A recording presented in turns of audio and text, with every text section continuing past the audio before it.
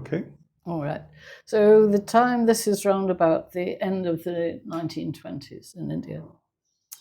It was while living in this apartment block that the family began to see the frequent political parades and demonstrations which were becoming a fact of life in pre-war British India.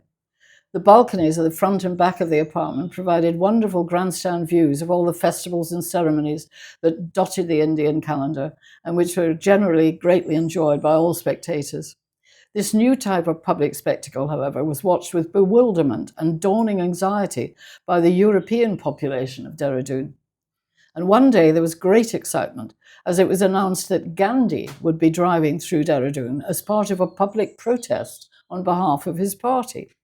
He was scheduled later to hold a rally of his supporters on the Maidan.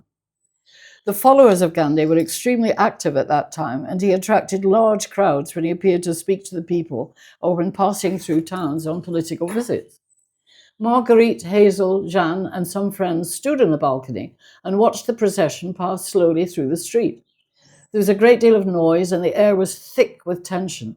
There was a feeling of suppressed violence in the gathering below them, as the crowd was made up of detractors of Gandhi as well as his supporters. A huge American open-topped Oldsmobile appeared down the road, driving very slowly through the jostling crowds. It was decked out with garlands of orange marigolds, and as it drew nearer, the watchers on the balcony saw the inside of the limousine was filled with cotton wool, covering every surface with which the body was likely to come into contact.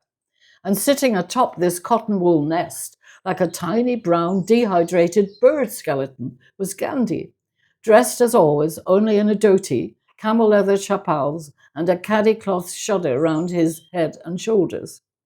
Marigold garlands hung round his neck and seemed almost too heavy for the frail little man. His procession included a group of his followers and close attendants who walked quietly behind the Oldsmobile. They were more formally dressed, but each wore a marigold garland like Gandhi.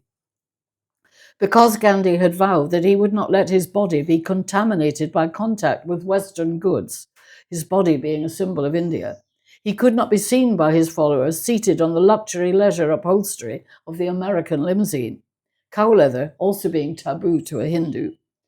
However, as he was very frail and his mission required him to travel huge distances, a car was necessary. So the limousine was packed with cotton wool, also symbolic, this time of peasant industry, and Gandhi was lifted by his close attendants and placed on top of it. His detractors saw the cotton wool barrier as hypocritical and his use of symbolism as a mere expedient. Others viewed it as a typical and necessary compromise.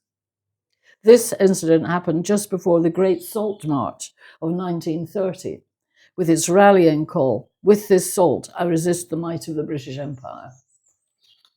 As the procession drew near and finally reached the watchers on the balcony, a group of Gandhi's followers shouted at him encouragingly, "Gandhiji ji, Gandhiji ji," and Gandhi raised his clasped hands to his face in acknowledgement and greeting.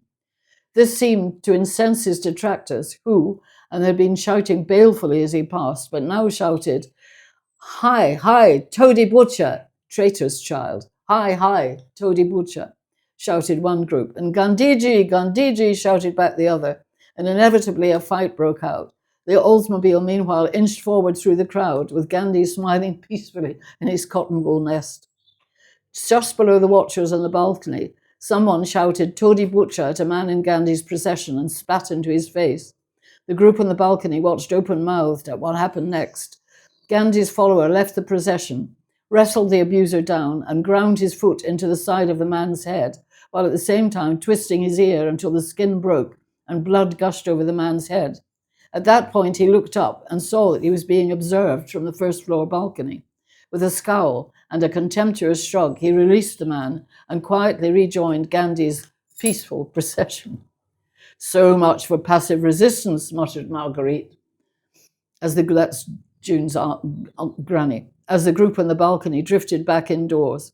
At that time, the girls knew nothing about Gandhi's political philosophy, but nevertheless remembered the incident and her comment into old age.